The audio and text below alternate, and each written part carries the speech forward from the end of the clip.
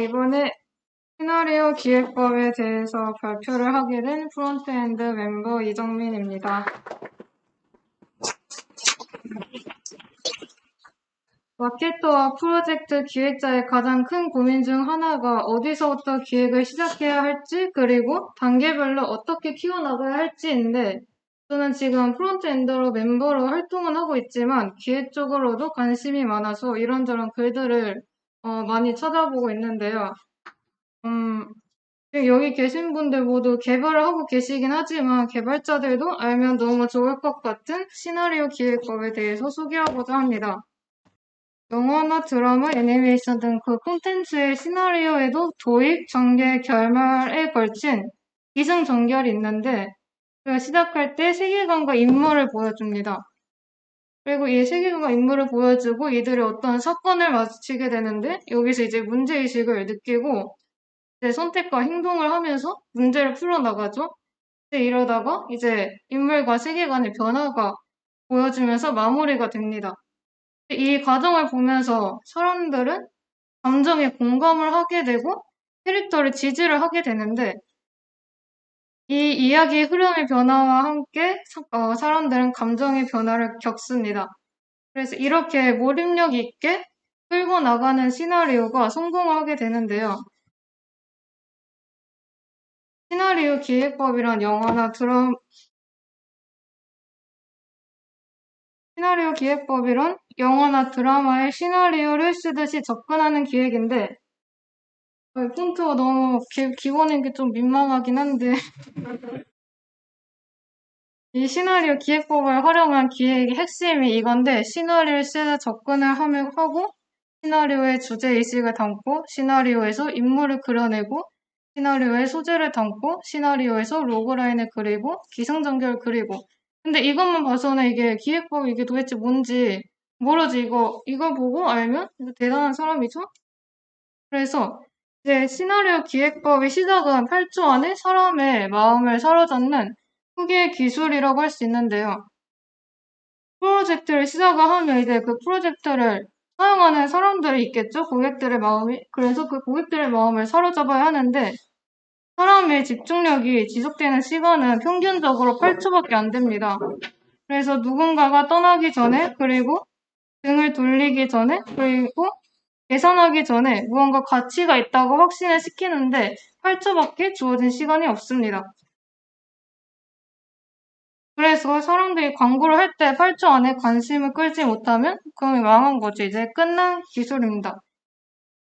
그래서 이거를 사람들이 제품 아이디어 등을 접하기 전에 그들에게 충분히 들을 만한 가치가 있는 스토리라고 확신을 심어줘야 되는데 여기서 사용하는 단어가 만약에 이 한 단어입니다. 만약에가 이게 너무 어이없고 단순한 단어처럼 들릴 수가 있는데 예시를 보이자면 만약에 슈퍼히어로들이 사람을 구하는 일이 금지된다면 어떨까?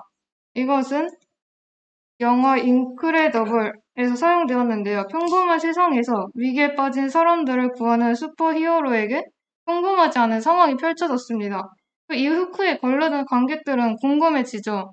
왜 슈퍼히어로들이 사람을 구하는데 이게 금지된 일일까? 그리고 다음은 만약에 프랑스 요리 전문가가 꿈에 생쥐가 있다면 어떨까? 이것은 영화 라따뚜이에서 사용이 되었는데요. 근데 다들 라따뚜이를 보셔서 이게 이상한 건지 모를 수도 있지만 생쥐가 요리를 하는 게 이상하죠. 그래서 도대체 왜 생쥐가 요리사를 꿈꾼다는 것일까? 사람들은 궁금해집니다. 다음은 만약에 소행성이 지구와 충돌하지 않아 공룡이 멸종되지 않았다면 이것은 영화 굿다이노에서 사용되었는데요. 지구를 향해 날아오는 수행성은 영화에서 시선을 사로잡는 훌륭한 호카입니다. 그리고 마지막으로 만약에 어떤 아이에게 가장 아끼던 장난감 대신 새 장난감이 생긴다면 이것은 토이스토리에서 사용되었고요. 2001년이면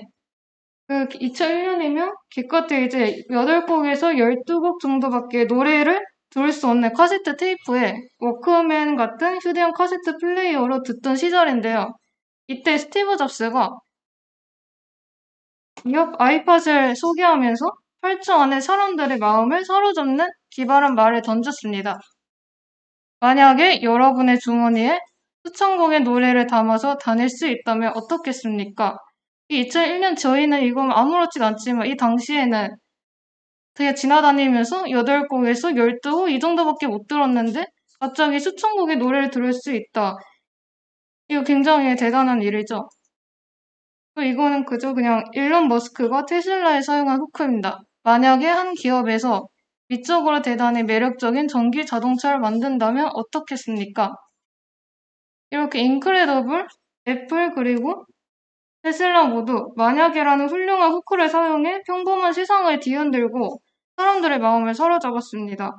이 후크는 긍정적일 수도 있고 부정적일 수도 있는데 어떤 후크를 사용할지는 전달하고 싶은 스토리에 달려 있습니다. 테슬라는 긍정적인 후크를 사용해서 외관은 화려하나 화석 연료만 사용할 수 있는 자동차 시장에 대한 대안을 제시했고 인크레더블은 부정적인 후크를 사용해서 슈퍼히어로 시민의 생명을 구하는 행위가 금지된다면 세상이 어떻게 바뀔지를 물었습니다. 근데 지금까지 설명한 이 후크들이 프로젝트를 설명하는 스토리가 아니잖아요. 후크는 그저 스토리가 구미가 당기게 해주는 일종의 맛보기인데 이 후크를 스토리로 전향을 하려면 로그라인을 만들어야 합니다. 로그라인이랑 이야기의 방향을 설명하는 한두 문장 또는 한 문장으로 요약된 줄거리인데 로그라인은 이 네 가지를 요소를 포함을 하고 있어야 되거든요. 영혼, 목표, 장애물, 변화. 근데 이렇게 봐서는 이해가 안 되니까 예시를 통해서 말하겠습니다. 이거 몬스터 주식회사. 다들 많이 보셨을 것 같은데 몬스터 주식회사에서 누가 영웅인가 설리 아이들 겁주기 전문 몬스터 목표는 아이들을 겁주는 행위가 잘못되었다는 진실을 폭로해 아이들을 구하는 것. 장애물은 직장에 세고당하는 것, 친구를 잃는 것, 추방당하는 것. 변화는 순진했던 설리가 이 시기에 깨어있는 몬스터로 변화하는 것입니다. 이 애니메이션 영화 몬스터 주식회사의 로그라인은 이건데 몬스터 세계에서 최고의 겁주기 몬스터인 설리는 우연히 이렇게 쭉 되게 문장이 길잖아요. 근데 이게 긴 문장인데 이 단 한 문장에 영화 전체를 관통하는 메시지가 명료하고 압축적으로 들어있습니다. 또 다른 예시로는 페이스북이 있는데 누가 영웅인가?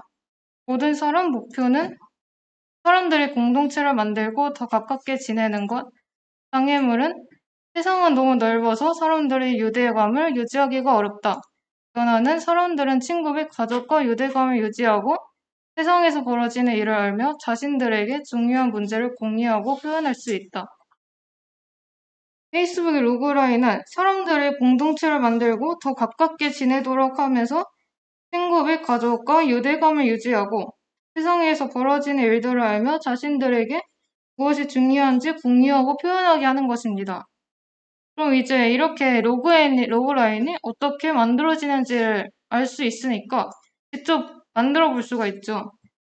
여기 계신 많은 분들이 프로젝트를 적어도 하나 이상은 지금 진행하고 있을 것 같은데 그 지금 진행하고 있는 프로젝트의 목표는 무엇이고 목표를 향한 여정에 놓인 장애물은 무엇이고 지금 만들고 있는 서비스, 제품, 해결책 등이 목표로 가는데 어떤 도움을 주며 어떤 긍정적 변화를 선사하는지 이거 속으로 생각해 보시면 되게 좋을 것 같습니다.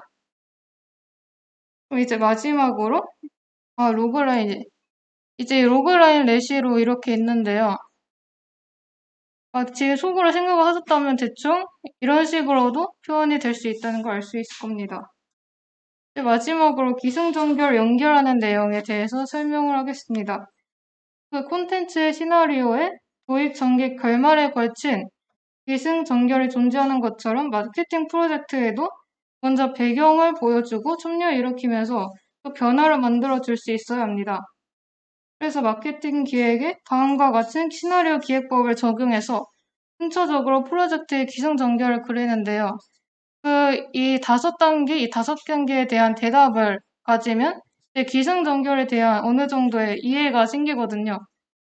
그래서 예시로 한 마케팅 프로젝트를 가져왔는데 이 마케팅 프로젝트는 어떤 캐릭터의 마케팅 사례입니다. 이 캐릭터의 인기를 높이기 위해서 플랫폼에서 꾸준히 모니터링도 하고 챌린지도 하고 그랬던 그런 마케팅 프로젝트인데요. 제가 진행한 건 아니고 어떤 분이 하신 겁니다. 그래서 이렇게 5가지 질문에 대한 대답으로 이렇게 기승전결을 가져나갈 수 있습니다. 근데 여기서 중요한 거는 어떤 세계인가 어느 배경인가 이거를 다 대답을 답장을 할 수 있어야 된다는 겁니다. 기승전결의 형태로 정리를 하고 그러면 각 단계의 목적과 방식을 구체화하고 뼈대에 살을 붙이면서 실제 프로젝트를 진행하면 되는데요. 근데 제가 지금까지 시나리오 기획법에 대해서 설명했으니까 장점도 뭔가 말을 해줘야 되잖아요. 이게 시나리오 기획법의 장점들인데 이렇게 진행만 하면 이렇게 될 수 있다는 걸 그냥 보여준 겁니다. 하나의 요소만 빠져도 산으로 갈 수 있지만 이렇게 기획법을 사용하면 시작부터 끝까지 연결성이 있는 흐름을 만들 수 있다. 처음부터 세계관과 방향성을 잡고 시작하기 때문에 이를 성과로 연계시켜서 캠페인의 목적을 더 확실하게 달성할 수 있다. 그리고 마지막으로 불특정 다수가 아닌 캠페인에 맞는 타깃을 그리고 타깃에 맞는 캠페인을 접근할 수 있다. 이게 시나리오 기획법의 장점입니다. 이상으로 마치겠습니다.